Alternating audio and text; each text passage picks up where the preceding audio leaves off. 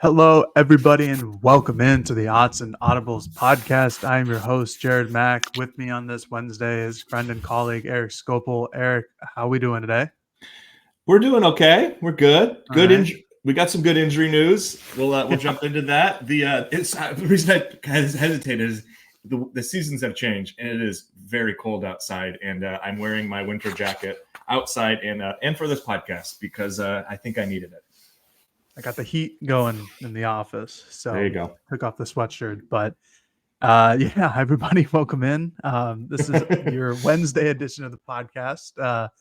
Oregon takes on Maryland this weekend on the Big Ten Network, starting at 4 p.m. Pacific, 7 Eastern. Big Ten Network, for those who are wondering if they can watch the game, if you have Xfinity, I think you're good. After doing some research on it, you'll be able to watch it on the Big Ten Network. That was a problem earlier this season, but I think that's been resolved. So that's a solid thing. Yeah, for this Wednesday edition, if you're new here, we're just going to kind of go over some of the injury news for Oregon, which has been a development recently, especially after this Michigan game. Yep. And then just kind of go over our basic from 30,000 feet up, what we think of this Maryland team, and just kind of go over where the good and bad are and where Oregon's offense or defense could benefit from being better than Maryland as the number one team in the country in both the AP and the college football playoff projection polls. So let's dive into the injury notes. We should probably go from the top and the big names, in case you hadn't heard. And if you're an Oregon fan, I'd be surprised if you hadn't. But if you're a Maryland person listening in, welcome. Oregon will be without Tez Johnson, leading receiver Tez Johnson, and starting right guard Marcus Harper for this week against Maryland. Both of them got dinged up against Michigan this past weekend. Tez seemed to be a shoulder injury, at least that's been widely reported at this point. And Harper was dealing with what looked to be a left leg injury. I don't think that there's been any real specific reporting about it, but that was what was said on the CBS broadcast this past weekend. So that's what Oregon is dealing with at the very top of the charts, which are, not pretty, they're very important injury concerns moving forward for this team, losing a starting guard and your best wide receiver on the team, or at least your best in terms of statistics. Nonetheless, Oregon was able to get through it last week against Michigan, and they go into this week with some question marks, but maybe some answers on the flip side. Yeah, and just 1 second there. It doesn't sound like either of these are season ending, which was a win for Oregon. That was a concern, especially with Tez, smaller guy, rolled up on the shoulder. Maybe it was something that was going to cost him the full season. We've kind of heard maybe Big Ten championship game is what they're targeting. We'll see. And Marcus, don't have, again, as Jared said, don't have a lot of clarity on the specifics, but talking with people, I think there's probably a better chance of him playing again in the regular season than Tez. So we will see on those, but just wanted to kind of give kind of what we've kind of heard and gleaned from talking to people this week. So that's kind of get that out of the way.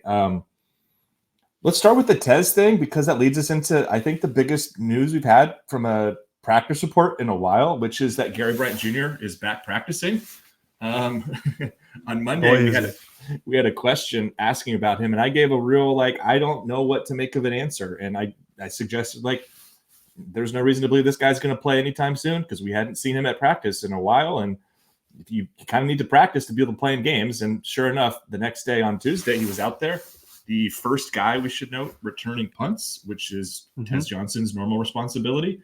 He was back out there on Wednesday, also the first guy returning punts. And Dan Lanning, I actually just posted a story on this, but I'll just read the quote, offered the following comment. And I will take it from the middle because there's a lot of stuff that we don't need to bring up, I guess. But he finishes his quote with, when they're ready, we'll have them out there. And that was in reference to players that are hurt. And then finish it with this, which is the part that's important. I know he wants to be out there. And right now he looks like he's in position to be able to help us. So does that mean help us today? Yeah. I don't know. Does that mean help us next week? Who knows? But a positive development. And I guess I wouldn't be surprised to see him out there on Saturday, but I also wouldn't be surprised if we don't see him play. I just think this is where we are with the lack of information on injuries. This seems like a guy that's practicing, which is great. And Dan offered, I thought, some kind of encouraging comment, but he's done this before and the guy has not played. So we'll see with him. But that to me feels like, in a hypothetical, Jared, if he is available, I think it's a pretty big win. You don't have a lot of veteran receivers available, and you certainly don't have a lot of guys who have as much experience returning kicks as Gary. So he could be somebody that could fill a couple of different spots for them as soon as this week if he's available. But again, I feel like we'd be being kind of dishonest by saying we think he's definitely going to play or something. It's just, to me, it's up in the air. Yeah, I think it's certainly up in the air. But if he is available and if he does play, why wasn't he playing earlier in the year? It's just kind of weird. Like, I don't know. I mean, we don't have to hash that out, but it's just like, is this just Oregon calling up like from the AAA team being like, hey, we got a guy injured. Why don't you come back here, Gary, and start playing again? Because we haven't seen him in a month. He was like October 12th. No, not the 15th. It was something like that. The last time we saw him. I think he made an appearance after Ohio State for the Purdue practice, is my recollection. Yeah. So I don't know. He could have very easily, had a preseason injury, recovered, re-aggravated, and now we're here. And that could very much be the definitive outline of what Gary Bryant has been going through the last couple of months. We don't know. So I'm not going to speculate and do anything here. But if he does play this upcoming weekend against Maryland, it's going to kill two birds with one stone potentially, where it provides depth in the receiver position, a talented receiver, a guy who was very integral, to the offense last season, and could go back and return punts. Now, we all know Gary is not the explosive athlete that Tez Johnson is. So you're not really thinking that he's going to go and return a punt for a touchdown and make a bunch of guys miss. But what he is very reliable, and he's an excellent run blocker from outside as a wide receiver, which could really help Oregon moving forward, considering that the backup options here, let's say Gary can't go, there's a big question mark. It's like you're assuming that Justice Lowe probably starts in the slot, or maybe it's Trayshawn Holden, who played plenty of slot this last week against Maryland. I'm going to try to pull that up as we talk here. But I know last week against Michigan. I know in the Michigan game, Justice was the leader in snaps at the slot receiver, but you're right that a lot of guys filled in there. Yeah, and Gary is not, or at least last year he wasn't the slot receiver. He was the Z receiver. So you can put him out at the Z and move Justice back in the slot, and maybe Trayshawn goes X to Z where he was. But Trayshawn is also an excellent blocker down the field too. It's just this, I think if he does play, it's going to be really beneficial for Oregon, just because it gives you someone you feel comfortable with, a guy who knows the offense, a guy who, if he's healthy, can actually be really productive on the field and make an impact, especially heading down the next month and a half potentially for a season, next almost 2 months of a season potentially. So like if he's able to come back, and maybe he doesn't come back this weekend, but he dresses up. Maybe it's like, okay, he's making steps to go forward in the next month or so in the last couple of games of the season. We'll find out on Saturday, obviously, but if he comes back, it'd be really helpful, to say the least, because then you don't have to see who is next on that depth chart of who's going to take the role when, God forbid, somebody else goes down, somebody else just needs a breather. Like, who's next up in that role? Is it Jurion Dickey? Is it Ryan Pelham, Jeremiah McClellan, Dylan Gresham?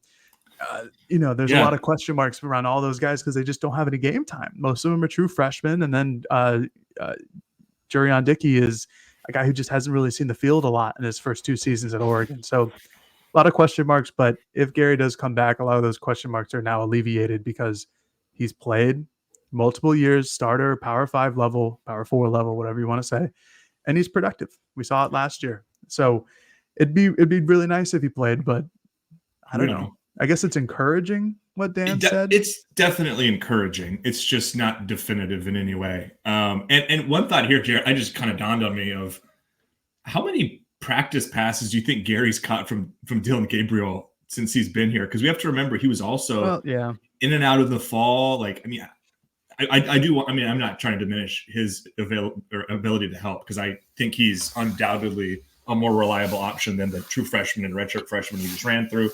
Frankly, like, he's probably a better overall player than Justice Lowe based upon what we saw last year. Certainly a more experienced player. But I do wonder, like, have he and Dylan like gotten on the same page? Like, is there going to be needed, kind of some time for that chemistry to be solidified? Because he's a guy who's, at least from our perspective, has maybe logged five practices since fall camp, maybe no time like the present, right? There you go. Yeah, that's just the thing in my head of like, of course, you say all that stuff, but it's also like, oh, have he and Dylan really practiced together? I don't know, but yeah, I mean, the timing of this is perfect in a strange way, and that's kind of why I think we're both kind of going like it's almost too perfect. It's comedic almost. So, but very encouraging. Let's move to the offensive line where absolutely there's probably equally little clarity, and that's because that's the way Dan wants it, which is fine. I get it. And he wants to keep that lack of clarity both from a competitive advantage for Maryland, but also because he wants to keep that carrot kind of at the end of the stick through the week so they can kind of keep that competition going. But assuming Harper's out, which appears to be the case, we should note neither Tez or Harper were at Tuesday or Wednesday's practice. I don't know if we've said that or not. And so I don't think you're going to see either of them this week for sure. Kavika Rogers was their in-game replacement at Michigan, played about a dozen snaps there in kind of, it was meaningful snaps actually, because the game was still not quote unquote over, but he played a little bit at the end of the game. I think that was notable. And then there's Dave Iuli and there's Janoris Wilson, who I think are the other candidates to fill in and get a spot start this week. Iuli to me is the most interesting name in this group, just because this is a very highly regarded recruit. When he signed a couple of years ago, this is a guy who actually has played a little bit. I don't want to overinflate it. I think his career snaps is still, you can check me on this, Jared. I want to say he's played less than 150 snaps in his career, probably. I will look it up. But still somebody who's been around the program and who is highly regarded, and who I know during the offseason, the hope was, if he was available, would be someone who could potentially fight for a starting spot. And that didn't happen because he was out with injury. I think his return makes that interesting. How many snaps has he played? Career 176 total snaps. So just basically that 150 mark. Yeah, I mean, it'll be interesting. Like we spoke to Kavika today, which was great. Awesome interview. But we don't know. We don't know if he's starting. Like we would, if we could put, betting odds on this, he would be the clear favorite because he came in for Harper against Michigan. He's coming at left and right guard this year. He's been one of the first guys off the bench, and it's clear like the staff trusts him. But he is a guy who was brought here as a tackle, played all of last year as a tackle, and we've only seen him come in as a guard, halfway through this season, but can still split out and play tackle as well. So while Iuli has been a guard his entire existence at Oregon, and like you said, Eric, like a really highly touted prospect, a guy who I know the staff really feels comfortable with, who played his freshman year, who played a lot of snaps his sophomore year, who was really the seventh man off the bench right behind Poncho. Like if a guard got hurt, it was Poncho. And then if they needed somebody else to come in for him, they would be Dave Iuli. So I don't expect him to play or start. I should say he might play. He might they might rotate. Dan didn't necessarily say no to the idea of rotating like they did earlier this season. I don't like rotating offensive line. That's just a me thing. And Jared, I got the sense from Dan's reaction, he doesn't like the idea very much. I don't think he likes the idea either. He didn't rule it out. He just said, whoever is the best group of people out there, that's what we're going to play. Yeah, and body language doctor, go watch the interview. You could tell he was kind of like, I hope we don't have to do that. Yeah, I hope they don't have to do that either, because I don't know. I just don't think it meshes well with chemistry. But if Iuli is like 100% healthy, I think this is a real competition. And we should also throw in Janoris Wilson, who's another guy who's played snaps this year, played some meaningful snaps, I feel like, if I can remember correctly, but definitely a guy the staff is high on, who I think is just a redshirt freshman now. This is his second year of the program. A guy who I think whose name should be thrown in this conversation as a potential starter. We'll see on Saturday, because we're not going to know anytime until then, just because it's really a 3-person race. And I think Kavika is the betting favorite, but I think there's a lot of talent behind him. And I think Kavika also has a lot of talent in him. So we'll see what happens, but it's certainly going to be interesting who the starting 11 are on offense, considering the absences of Tez and Marcus. Yeah, Janoris has played, I think, a little when they've gone to 14. He's been kind of that additional, which was actually why I was a teensy bit surprised it was Kavika over him, but just a teensy bit because it was really hard to get a read on kind of how that was looking. And the only thing from practice that would give us any clue on their hierarchy, and again, I don't want to make too much out of it, but I'll just report it because we saw it, is that when they did those O-line, D-line pods, the first group to go on the right side was Kavika Rogers and a Johnny Cornelius. The second group to go was Dave Iuli and Shaq McRoy. So based upon that one drill, which was, again, 2 reps we saw on Tuesday, that was what we saw. So I wouldn't make too much out of it, but that was at least a note I have from watching practice that gives you maybe a sense of where they're leaning. But again, as Jared said, I'd lean Kavika would be the pick, but I also wouldn't be surprised if it's like, wow, Dave just had a heck of a week. This is the guy that big picture we hope is our starting guard next year. Let's give him an opportunity. This feels like assuming he's fully healthy. And again, we have to question that because this last week was his first time off the injury report entirely. Is he 100% or is he kind of in that in-between zone? But if he is 100% and he has a good week of practice, I wouldn't write him off either. Yeah, 100%. Going into the season, Dave said at media day that he'd be like 100% for game 1, which obviously very clearly isn't the case. But I think going into the year, he was the 6th man off the bench. I think we both thought that he would be like the first guy off the bench to come in and play a guard, him or Nishad Strother. Obviously, this was before Bedford was hurt. Correct. But like he and Nishad Strother were going to be the 6th and 7th guys because they're both talented and they both have experience. I mean, obviously, Strother has had starting experience at East Carolina. And then Iuli had a lot of experience in 2023. So he's certainly talented and can do it, but we'll just have to see if he's fully healthy. Other injuries, not a lot that I can think of right now. We talked to Jordan Birch and Terrence Ferguson on Tuesday. Jordan Birch said that he was like 100%. So that's good. He said that from here on out, everything should be good to go. And then Ferg seemed like he was 100% last week against Michigan. Didn't really seem like there was any drop off from him. No, his thing was like 0 rehab went into this. I just had to heal the incision point where they removed the appendix, and that was all it took. I mean, he basically said he played 50 snaps, by the way, against Michigan. I think Sadiq and Herbert played like a combined close to 50. So he was clearly, they went right back to him and played him a big snap count. So I think he's undoubtedly ready to be the main tight end this week and going forward. Yeah, and Birch, I think, played 31 snaps, which is low for him. But again, it was his first game off of an injury. And so frankly, I don't expect him to play like 50, 60 snaps against Maryland just because I think the backups will be in for most of it. But I would expect him to be, I would think he would be the starter if he is like 100%, just kind of back to the basics of what Oregon's defense looked like before he went out. But I think regardless, he'll be instrumental in setting edges on the outside of the offensive and defensive line moving forward. But I think that's it for injuries. I don't have anything else. I think that's it. I guess the other thing is Mikael Gardner is back practicing. I don't know if we touched on that last week or not, but that's a young good defensive lineman that they like that has been out with injury. And I don't know how much he'll matter this year, but this could be a player that's pretty impactful in future seasons. Yeah. So before we go into Maryland and what we think about them, let's take a quick little break, and then we'll come back and talk.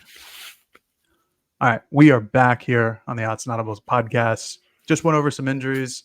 Obviously, if you're listening to it right now, you probably just heard all of that, so no need to go back or anything like that. So let's kind of jump into what we see from Maryland. Obviously, the Ducks play them this weekend, this Saturday, November 9th, starting at 4 p.m. on the Big Ten Network. Luckily for everybody, you can watch it now, so that's nice. But Maryland, 4-4 on the season through 8 games, 1-4 in the conference. Won their only game against USC at home. Kind of a weird game where USC basically just shit the bed and handed the game over to Maryland. Which, by the way, other than that, isn't a weird game for USC because that's basically how they've lost all of their games. Yeah, it's been rough down there, to say the least. Yes. But not talking about USC. Oregon doesn't play them this year. Other than that, though, Maryland's losses have been pretty bad. They lost to Michigan State week 2 of the season, an early conference slate. I think they lost in a game-winning field goal for Michigan State, if I remember correctly. It was a long time ago. But last couple weeks have not been great for our Terrapins, and it's just been a rough road. So, want to start offense first? Just broadly, just to kind of recap, you mentioned them. I mean, they played Indiana, like, I think respectably. They lost by 14, but to me, the two losses that kind of signify that this team is not headed in the right direction were the last two losses, which were to Northwestern by 27 at home. And Northwestern, if you're not paying attention closely to Big Ten football, has a case as like the 16th team in the conference out of 18. So this is a bad team. That's a bad loss. And then to Minnesota, who actually has been kind of impressive recently, but that was a game where, Jared, you were just looking at, that was like a 30-point game at one point. Yeah, it was 48-10 heading into the fourth quarter, and Minnesota ended up winning 48-23 after they called off the Dogs. So that wasn't a close game. Yeah. Like, the score shows it wasn't a close game, losing by 25, but it was even worse than that. It was like a 38-point deficit. So that it's a bit concerning. Let's go offense, it's because I think the offense is honestly the more interesting, and if you're a Maryland fan, the better side of the ball, unquestionably, because the defense is, as we'll get to, very bad, and maybe has a case as the worst defense Oregon will play against FBS competition this year.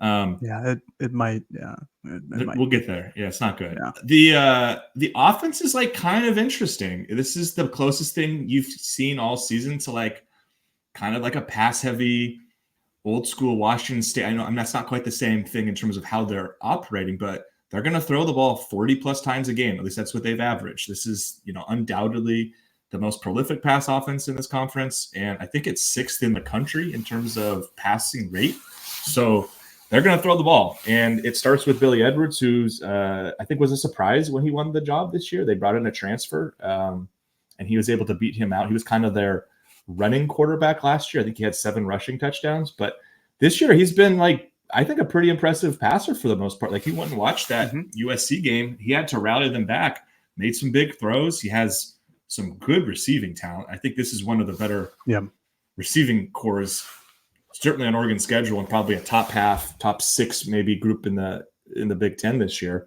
And so they are going to pose some issues for Oregon secondary in terms of just, they want to throw it a lot. They don't hide from that. They are going to try to throw the ball, especially to Ty Felton, who I know is a guy Jared will have a lot of thoughts on because you've been talking about him quite a bit this week.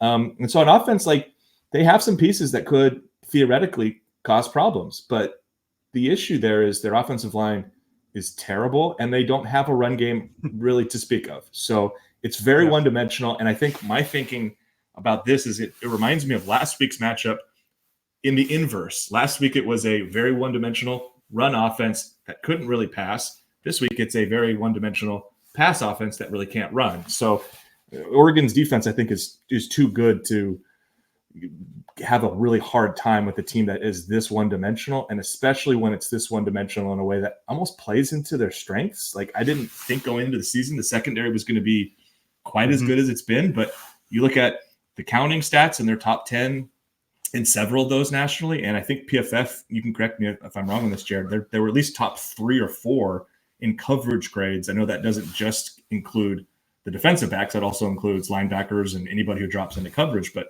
number 2. Tied for second. So this is a very good pass defense going against a pass offense that wants to throw the ball a lot, and I just kind of look at that and go, that looks like strength on strength, and I almost think Oregon's just talent-wise is going to give them a lot of problems. So similar to last week where it's like a very fine line for how Michigan could be competitive or win that game, it feels that way this week, except for it's going directly into like arguably the biggest strength of this defense.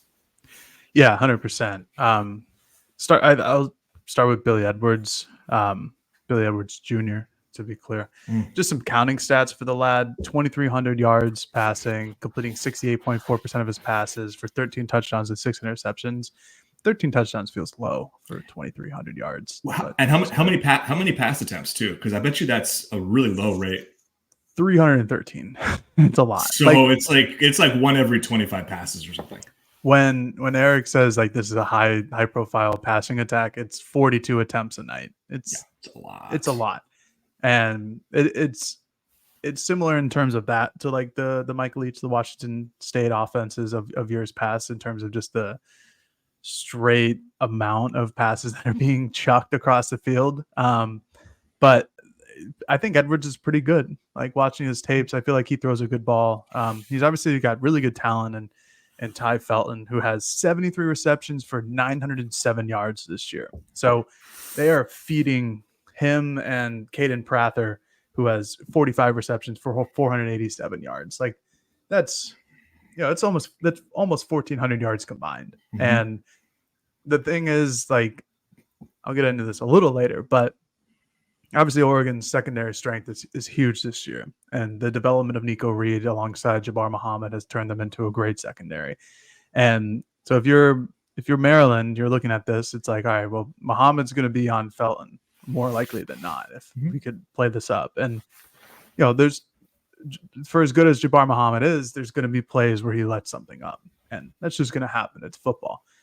But when you can block out most of those, and then it's really just Nico and Prather on the other side, like that's a tough matchup as well. And this is pretty one-dimensional of a team. I like the running back Roman Hemby. I think he's pretty good and maybe a little underutilized. Just because they're a big passing offense, but I think he's a pretty good running back. The problem that I think I'll just jump into right now is their offensive line. This is not a great offensive line, and part of the I don't know how to describe, part of the formula for Maryland here is just giving Billy Edwards enough time to throw the ball 40 times a night. And I don't think Oregon's going to let that happen. Like the offensive line, specifically like the blocking and the pressures allowed come heavily from the right tackle and left tackle, a combined 37 pressures from those guys. And for Oregon, that's great because Jordan Birch is back and he's feeling good. He's at least saying that he's feeling good. Mm-hmm. But even if Jordan Birch wasn't here, Oregon still has depth there at that position. They still have Mateo Uiagalelei, who's been awesome in Jordan Birch's absence. They still have Tatum Tuioti, who's maybe not as much of a pass rusher as he is as like just being a good overall all-around defensive end, but he can still get after the quarterback. And on third down situations, when you bring in your Rabbits package and you have Jaden Moore on the edge, who's literally just there to rush the passer and is faster than most offensive tackles, like that's going to be a big problem for Maryland going into this game. And for as good as Felton is, like he'll get his, don't worry. It'll kind of be like Ohio State where, and I'm not comparing them to Ohio State, but those receivers are probably going to get theirs. When you're that good, you're just going to get those numbers. And it's not going to be like the 170-yard day that he could theoretically have, but he's going to catch some passes. He might catch a touchdown pass. Who knows? But the other problem that I see in this game is the weather. It is supposed to rain on Saturday. And for the first time this year, it'll actually rain inside Autzen Stadium. That's not really conducive for throwing the football 42 times, if you ask me. I would not like to do that. So when you're kind of limited in what your offensive attack is by throwing the ball that many times, and then suddenly it's a lot harder to physically throw the ball, that's going to hamstring them a lot. And I don't know what they're going to turn to because the offensive line can't pass block. They're decent at run blocking, but their whole offense revolves around throwing the football 40 times a game. So we'll see what happens, but just surface level, it's like this is, like you said, Eric, strength against strength, which is not really conducive for a team that is just not as talented as Oregon is. And it's going to be a weakness against the strength if they have to start running the ball. When you have Jamari Caldwell and Derek Harmon up front and then Birch setting the edge, it's just, it could be a long day. And I think that's kind of what's happened the last couple of weeks where teams are like, all right, we're going to do 2 high safeties. We're going to drop everybody into coverage. We're going to just send a pass rush of 4 people because we know we can get home and just try to beat us, be our guest. And I feel like that's probably going to be Oregon's defensive identity on Saturday. Yeah, it's strength on the outside. It's strength on weakness at the line of scrimmage, right? In Oregon's favor. And that's the other part. I think that's a good part of bringing it up. What you looked it up a second ago before we started. What was Maryland's pass blocking grade nationally based upon PFF? What was their number? 124th. And there are how many teams? Not a lot many more than that. So let me look that up one more time. Yeah, this is like about as rough of an offensive line operation. Go ahead. 128. There are 134 teams. Yeah. So this is a big mismatch, and for you talk about is Birch healthy or not, and you brought it up, and I totally agree. I don't know if it would have mattered really. I think that just accentuates the advantage Oregon has because, I mean, we should probably spend more time on this podcast talking about Mateo Uiagalelei's season. I mean, after they adjusted the stats and gave him the sack for the butt fumble, which nobody really talked about that much in the Michigan game because there was an actual butt fumble that they've, I think, since credited to Mateo. He has 6.5 sacks this season through 9 games, and this guy's ceiling this year is super high. I think we're going to be talking next offseason, like, could he have 15 sacks this season? Like, that's going to be kind of the talk about him because he has just taken his game up to a different level. And I just think you're going to see these guys tee off on Saturday. And that's why I think, and I agree that there will be some success for Maryland's offense because when you are that high volume, there's a high probability you win a couple reps and you're able to connect on a couple passes downfield. And that's why they are that kind of an offense, because all it takes is 2 or 3 long connections and you're, either in the end zone or close. So I don't doubt they'll have some success there. I just have a really hard time thinking they get more than what Michigan scored last week, or really even maybe what Illinois scored the week before that. Like, I think this game's probably going to be hard for Maryland to score more than 10 to 15 to 17 points. I just don't see them getting there. And that maybe leads us to the other side here, where this is another huge strength on weakness for when Oregon's offense is on the field against Maryland in just about every facet. Oregon has a big edge. I think counting stats, Maryland is 16th in the Big Ten in scoring defense, 16th in the Big Ten in total defense. And I know it's a Big Ten, but it's really an 18-team conference, and that gives you a sense this is, again, a very mediocre to very bad defense that they're going against. And their saving grace has been turnovers. They have 9 interceptions in 8 weeks, which is a pretty good number, frankly. I think it's top 25 on a per average basis, so like credit to them forcing turnovers. But in terms of like them getting stops other ways, I just don't know if there really are paths. And so again, it's like if Oregon plays clean and Dylan Gabriel doesn't put the ball into harm's way, there's probably not a very high likelihood Maryland provides much resistance here. And that's why I kind of go like, if 16 or 17 is all Maryland's able to muster in this game, and that might be optimistic, there's no way Oregon's going to be held beneath that total. And that's why I actually think the line's 25 points in Oregon's favor. I don't think a cover feels ridiculous at all this week, and we'll do our predictions on Thursday's show. But I there could be a path when you look at, and we'll dive more into this Maryland defense. And there could be a path to Oregon scoring a lot of points here, and certainly, by the way, more than they've scored in Big Ten play, because I think the high there is the 38 they scored last weekend. Yeah, one more thing on Oregon's defense versus Maryland's offense. Like, Maryland does have the tendency to turn the ball over a little bit. They've got 11 on the season. They have 8 in their last 3 games, 4 interceptions, 4 fumbles. They had 4 turnovers against Northwestern. 3 of them are fumbles, so not great. But if you're Oregon and you're a team that doesn't necessarily create a lot of turnovers, Oregon has actually done their fair share of forcing fumbles, but just hasn't been able to recover them. This could be a game where they're trying to throw in the rain, man, like I talked about, and they just might bad pass here or there and an interception here or there. Like, it kind of could be like how Illinois was, where there were some turnovers just because of how often they were throwing the ball. And Oregon's secondary, as we talked about, is really darn good. But that's just something I've been kind of looking at. And to go on to Maryland's defense, like, it's not really somebody that like I can point out and be like, I think Oregon should be, afraid of, like, even against Illinois, it was like Yakas on the inside. And obviously Michigan, the defensive line had a lot of studs on it. This Maryland team it's just not a lot of great defenders out there. And if you're Oregon and if it is raining and you don't need to throw the ball, that's fine. I think Oregon will be able to rush for plenty. I'm trying to look up their stats right now of how much they give up. About 105 yards a night. It's actually pretty good.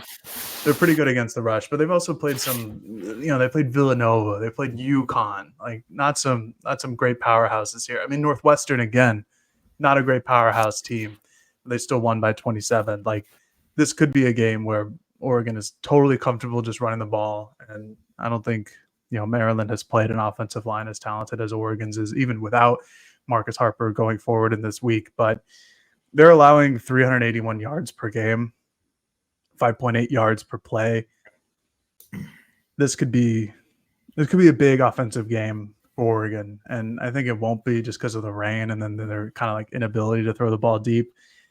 But if, for some miraculous reason it's nice and sunny and 55 on Saturday, like Oregon could run out that total yardage quite a lot, and it's just a mismatch, I fear. I'm curious to see how Dylan throws in the rain. Yeah, I'm guessing he has some pretty good experience in Hawaii. I know you think, oh, nice weather, but that place will have I'm sure there's some rain down there. He's been in some places where you go, oh, he's been in clear weather, but also places where you tend to have a couple of rainy games. I'll be curious to see how we see him play in that kind of area of the game. And then just one other thing we don't have to stick here too long because again, I think we kind of done the whole Maryland defense thing, but if there is an area where they have, let's just say a higher concentration of good players, it's their interior defensive line. I was just doing the know the foe 10 best recruits on the opposition. And I think 4 of their 10 best players are interior defensive linemen that either start or in their rotation.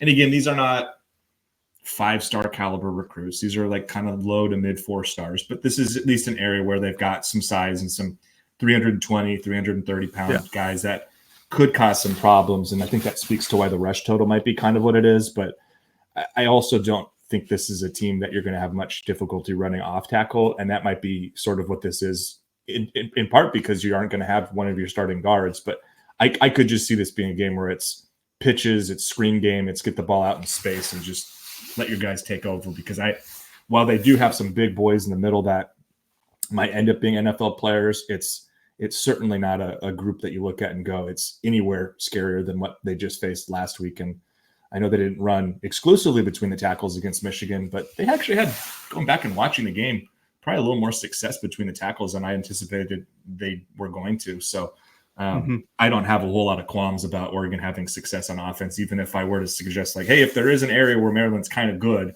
it's the middle of their defensive line. I don't think they're good enough to cause real issues here. And I certainly feel like Oregon can run off tackle and win on the perimeter all day if they want to.